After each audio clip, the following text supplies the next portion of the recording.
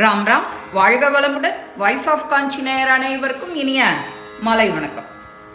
பாகவத புராணத்துல அடுத்தது இவர் சொல்றார், பகவானுடைய அவதாரங்கள் எல்லாம் பத்தி சொல்லிட்டு வர்றார்.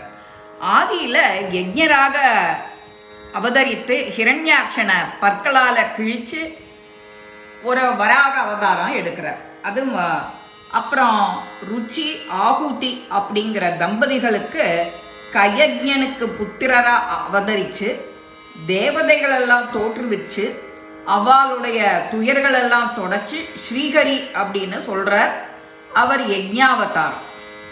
கபிலராக அவதரித்து தாயாரான தேவகூதிக்கு பிற்காலத்துல பிரம்ம வித்யை உபதேசித்து தோஷங்கள்ல முக்குண தோஷங்கள்ல இருந்து விடுவிச்சு கபிலருடைய உருவத்துல லயிச்சு முக்தி அடைகிறார். இந்த முக்தி அடைகிற விசேஷத்தை பத்தி சொல்றது கபிலாவதாரம். அத்ரி மகரிஷிக்கு புத்திரனா தோன்றிய தத்தாத்ரேய அவதாரம். பிரம்மன் பல வகை உலகங்களை சிருஷ்டி செஞ்சு தவம் செஞ்ச போது திருப்தி அடைஞ்ச பகவான் சனத்குமாரர், சனக சந்தனர், சனத் சுஜாத அப்படிங்கிற பெயர்களோட நால்வரா தோன்றி மகரிஷிகளுக்கெல்லாம் ஆத்ம வித்தையை உபதேசிக்கிறார். அவதான் குமார அவதாரம். தக்ஷகுமாரியான மூர்த்தி நரநாராயண ஸ்வரூபியா அவதரிச்சு இந்திரியங்களெல்லாம் ஜெயிப்பது எப்படி அப்படின்னு சொல்றார். அது நரநாராயண அவதாரம். வேனன்கிற மன்னன் கீழாக கதியை அடைஞ்ச போது ரிஷிகளோட வேண்டுகோளுக்கு இணங்கி அவனுக்கு புத்திரனா பிறந்து அவனை நரகத்துல இருந்து விடுவிச்சு பிருகு சக்கரவர்த்தியாக பூமிய பசுவாக செய்து சகல வஸ்துக்களையும் கறந்து உலக ரட்சிக்கிறார். அது பிருகு அவதாரம். இப்போ வேனன் பார்த்துட்டோம். அடுத்தது நாபிங்கிற அரசனுக்கு மகனா பிறந்து முற்றும் துறந்த முனிவரா ஆத்மஸ்வரூபத்திலேயே ஆழ்ந்து சஞ்சரித்தது ரிஷபாவதாரம். ஒரு சமயம் நான் செஞ்ச அந்த யாகத்துல பொன்னிற மேனியோட யஜ்ஞஸ்வரூபியா வேதமூர்த்தியா பகவான் விளங்குறாரே, அந்த மூச்சு காத்துல இருந்துதான் வேதங்கள் வருது. இது ஹயக்ரீவ அவதாரம். பிரளய காலத்துல மறைந்த வேதங்களை மீட்க பகவான் மீனாக தோன்றியது மத்ஸ்யாவதாரம். தேவ அசுரர்கள் அமிர்தத்துக்காக பார்க்கடலை கடைஞ்ச போது அந்த மத்து அப்படிங்கிற மந்திர மலைய முதுகுல தாங்கிட அது எடுக்கிற அவதாரம் கூர்மாவதாரம். தேவர்களுடைய துன்பத்தை நீக்கவும் பக்த பிரகலாதனை காக்கவும் ஹிரண்ய கசிபுவை கொல்ல தூணுல இருந்து தோன்றியது நரசிம்மவதாரம்.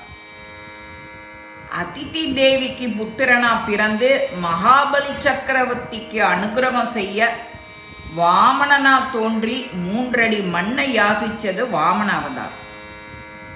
பகவானோ மக்களோட நோய்களெல்லாம் தீர்க்க ஆயுர்வேதம் அப்படிங்கிற வைத்திய சாஸ்திரத்தை அழுத்தது தன்வந்திரி அவதாரம்.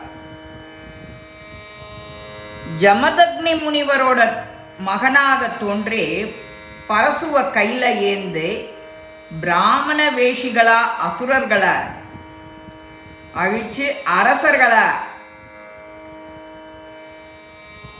அவதாரம் பண்ணியது பரசுராம அவதாரம். இக்ஷ்வாகு குலத்துல தசரதனோட மகனா தோன்றி ராமநாதியரை அழிச்சது ராமாவதாரம். கம்சன், சிசுபாலன், ஜராசந்தன் இந்த மாதிரி அரக்கர்களை அசுர அரக்கர்களை அழிச்சு பூமியை ரட்சித்த அவதாரம் பலராம கிருஷ்ணாவதாரம். கல்கியா அவதரிச்சு கலிய அடக்குவார். அந்த அவதாரம் கல்கி அவதாரம்.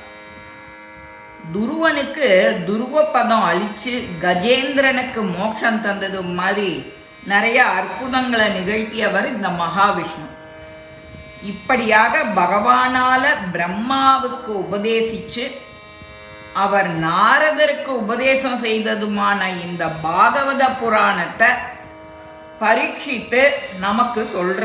பரீட்சித்து ரொம்ப பாக்கியம் பண்ணியிருக்க.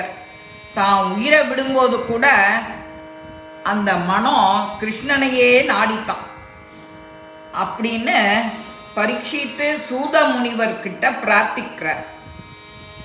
அடுத்தது விதுரரும் உத்தவரும் எப்படி பாண்டவரோட தூதரா போன கிருஷ்ணன் துரியோதனனோட மாளிகையை அடையாம விதுரரோட வீட்டுக்கு போறார்.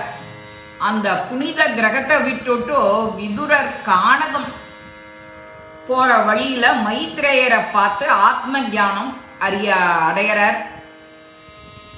கண்ணு இருந்தும் குருடனா இருந்த திருதராஷ்டிரன் அறிவும் குருடு கண்ணும் குருடு.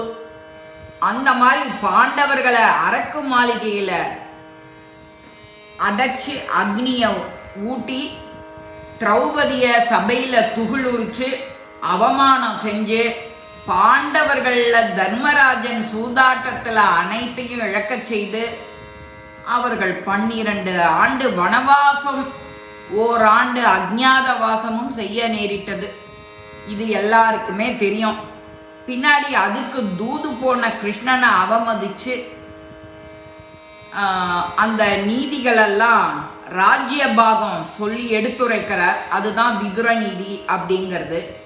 இந்த நீதி உரைகள் செவிடன் காதுல ஊதின சங்கு மாதிரி ஆயிடுத்து. இதனால கோபம் அடைஞ்ச துரியோதன ஆத்திரம் கொண்டு அவரை துரத்துமாறு சொல்றார். அப்போ ரொம்ப நிதானமா தன்னோட வில்லையும் அம்பையும் அரண்மனை வாசல்லையே வச்சுட்டு தீர்த்த யாத்திரை கிளம்பிடுறான். இந்த மாதிரி பல க்ஷேத்திரங்களை தரிசிச்சு விஷ்ணுவுக்கு பிரீத்தியான விரதங்களை அனுஷ்டிச்சு அந்த பிரயாணம் பண்ணிட்டு இருக்கிற காலையில அவர் கடைசியில பிரபாச தீர்த்த கரையை அடையறார். குருக்ஷேத்திர போர்ல கௌரவர் குலநாசம், பாண்டவர் வெற்றி அப்படின்னு அதை கேட்டு வருந்துறார். பின்னாடி சில இடங்களுக்கும் போய் யமுனை நதிக்கரையை அடையறார். அவங்க சிறந்த உத்தவ முனிவரை பார்க்கிறார். யாதவர்கள் நலம் பற்றி விசாரிக்கிறார். அந்த கிருஷ்ண பக்தியில தளச்சி இருந்த அவர் ஆனந்த நிலையிலிருந்து மனித உலகிற்கு வந்து கண்ணீர் விட்டு கதறார். கிருஷ்ணனோட மறைவையும் வெற்றி பெறும் பாண்டவர் உற்சாகம் இல்லாம இருக்கிறதையும் எடுத்துரைக்கிறார் எல்லாரும். யாதவர்களோ பகவானோட மகிமைகளை அறியவே இல்லை. தரிசனம் செஞ்ச போது திருப்தி அடையாம இருக்கும் போதே நம்ம பிரிஞ்சு போயிட்டார். அவருடைய லீலைகளை நினைச்சாலே உள்ளம் உருகிறதே.